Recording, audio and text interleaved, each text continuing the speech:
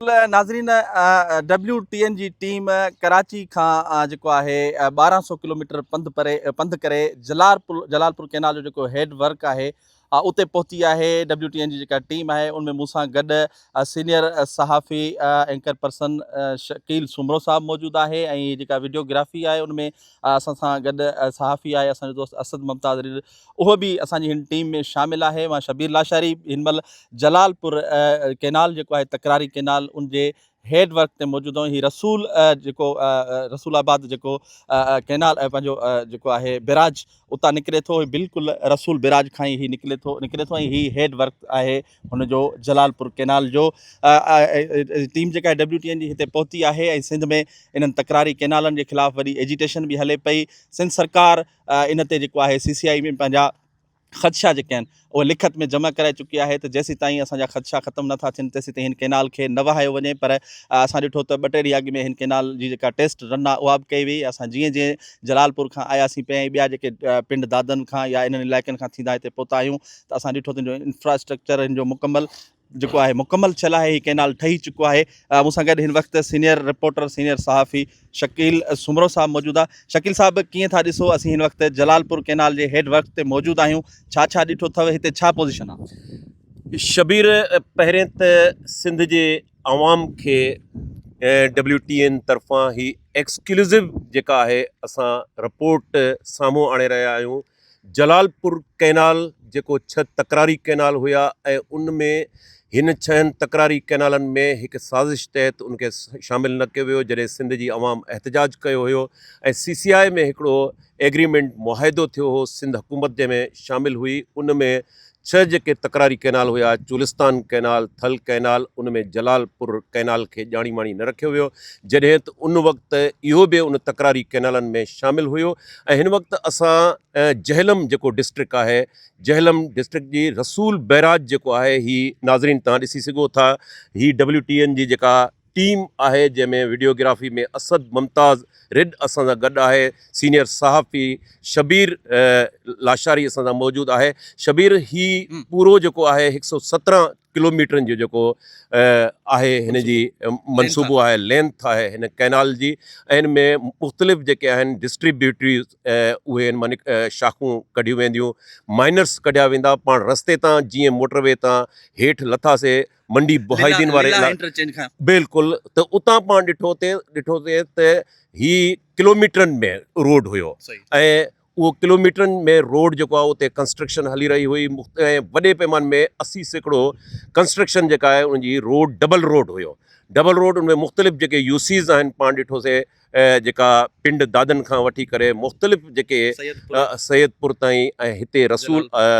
Barrage ताईं मुख़्तलिफ़ जेके नंढा नंढा यूसी जा शहर आहिनि उहे डबल रोड सां कनेक्ट कया पिया वञनि। ऐं ॿिन्ही तरफ़नि असां ॾिठोसीं त सेम ईअं जीअं असां चुलिस्तान वियासीं, चुलिस्तान जे हिकिड़े पासे जेको आहे ड्रिप इरीगेशन तहत ज़मीन ट्यूबवेलनि जे ज़रिए आबाद थी रही हुई, ॿिए पासे हिकिड़ी 1 लख एकड़ बंजर ज़मीन हुई। हिन वक़्तु जेको आहे पहिरें फेज़ में 1 लख कैनाल बाबति नाज़रीन खे ॿुधायो त कैनाल ईअं कैनाल आहे या लाइनिंग बि उनजी थियल हुई, छा ॾिठो असां इहो ॿुधायो? बिल्कुलु, ही सॼी असां असद मुमताज़ रिज़ खे चवंदासूं त ही लाइनिंग जेका आहे पूरी ईअं कचो कैनाल न आहे, ही पूरी कैनाल आहे। इहो को 6-8 महीननि में न ठहियो आहे, इहो ज़ाहिर आहे त कुझु सालनि खां ठहियो हूंदो। इहो CCI जे अंदरि 2024 में सिंध गवर्नमेंट एतिराज़ वारिया ऐं उन ते अॼु ॾींहं ताईं उहो सिंध गवर्नमेंट जा जेके ख़दशा एतिराज़ आहिनि उहे एजेंडा जो हिसो न बणिजी सघिया आहिनि, त इहो ख़ुदि इलीगल आहे। हाणे पंजाब हुकूमत जेको चए थी पई त ही असां जहलम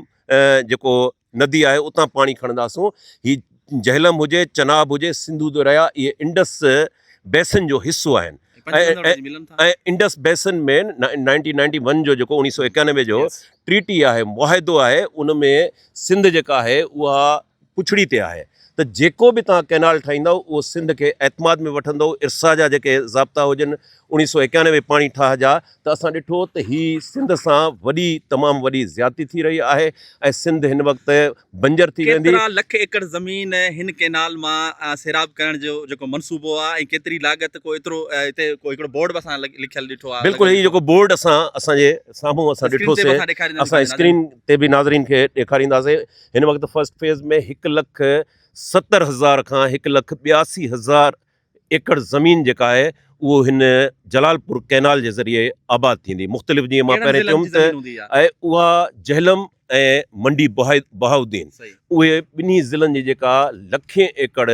जेका गैर आबाद ज़मीन आहे उहो हिन कैनाल जे ज़रिए आबाद कई वेंदी। ऐं इहो ज़ाहिर आहे त जॾहिं पाणी उन सिस्टम मां खयो वेंदो त सिंध जा जेके हेठाहीं वारा इलाइक़ा आहिनि जेके अॻु में ई बदीन ठटो सिजावल जी समुंड में डाउन स्ट्रीम में कोटड़ी डाउन स्ट्रीम में पाणी न छॾण जे करे लखें एकड़ ज़मीन समुंड पाए चुको आहे, अञा वधीक गैर आबाद थींदी। जलालपुर ऐं आसपास वारो जेको इलाइक़ो आहे जंहिं जूं ज़मीनूं ही सैराब थींदियूं उनजो जेको तव्हां ॾिठो त हिन वक़्तु उनजी हालत कहिड़ी आहे, उते ज़मीनूं गैर आबाद आहिनि या छा आहिनि, उहो थोरो असांजे नाज़रीन खे ॿुधाइजो। हाँ बिल्कुलु, जीअं पाण विज़िट कयो हिते हिन वक़्तु ताईं रसूल हाँ मथां बिल्कुलु बारानी इलाइक़ो आहे, सॼो बारानी इलाइक़ो आहे। जेके नयनि पाण ॾिसूं था त पहाड़ी इलाइक़े तां हिकिड़ी उन सां ज़मीन आबाद थिए थी, बरसाति पए थी उन ते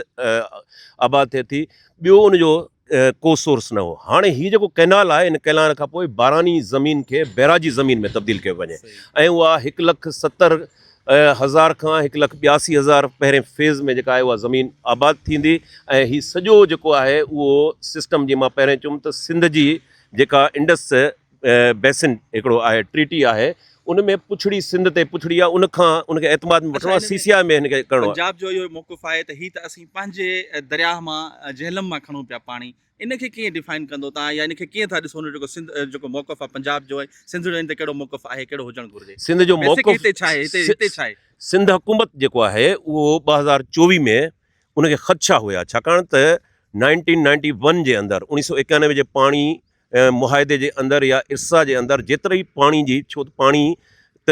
हिकिड़ी खोट आहे पाणी में सिंधु दरिया ते। हाणे हिकिड़ो जेकॾहिं कैनाल तव्हां कढो था उन में हेतिरा माइनर्स हूंदा, शाखूं हूंदियूं, डिस्ट्रीब्यूटरीज़ हूंदियूं, त उनखां बाद में उहो पाणी ज़ाहिरा सिस्टम में 1,70,000 एकड़ पहिरें फेज़ में तव्हां आबाद कंदव त उन आबाद थियल ज़मीन जो जेको आहे उहा कास्ट पे करणी पवंदी सिंध खे, छाकाणि सिंध जेका आहे उहा टेल ते आहे ऐं उन जा ख़ासि तौर ते बदीन ठटो सिजावल ज़िलो जिते अॻु में ई पाणी नथो पहुचे, कोटड़ी डाउन स्ट्रीम काछे जो इलाइक़ो आहे, जोही जो इलाइक़ो आहे, सॼी सिंध जेका आहे उन सां बंजर थी वेंदी ऐं उन ते हिन वक़्तु तव्हां ॾिसो था त सॼी सिंध जेका आहे सरापा एहतिजाज आहे। मां तव्हांखे ॿुधायां त चुलिस्तान जेको कैनाल असां विज़िट कयो त चुलिस्तान जो सेम ईअं ई डेमोग्राफी हुई, जीअं पाण ॾिठो त ॿिन्ही तरफ़नि खां रोड जेको आहे उहो